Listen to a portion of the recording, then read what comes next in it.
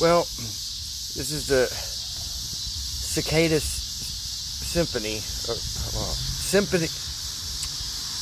Sympathy for the cicada, or cicada sympathy short. I come out earlier to smoke. I wasn't paying attention. I got to the table right here and heard a crunch.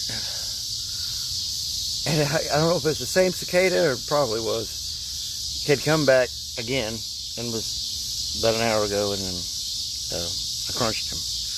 There's other cicadas around here. The ants will eat them. You know, that's what they do. But so I went down to the store, got me another orange drink, and there's the fiddler guy he was in Eureka Springs. I met him, and then he's here once, and then he said he had a heart attack or two, and then so now he's back making his rounds through town, playing his fiddle, and old man collecting money. So I bought him an iced tea, and hope that doesn't go all bad. It's just like you're trying to do something, and then the second you're not paying attention, everything fucks up, you know. Coming right out of Mercury retrograde. So yeah, had a little choke up about it, and then I put him out in the yard for the bugs, so he'll be gone in the morning.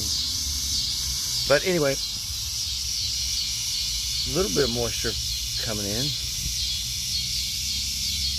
and then all his brothers and sisters up there chirping. But I'm gonna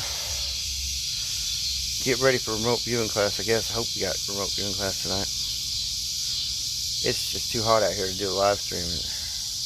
I'm gonna take another shower. So I hope everybody has a better time and don't step on your cicada babies, I guess. I'm sorry, Mr. Cicada. I love you. But maybe they're just coming up to the chair here. I don't know.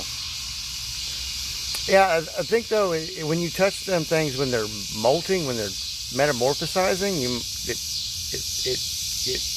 I guess bonds you to them. But it probably goes the same for caterpillars and butterflies and stuff.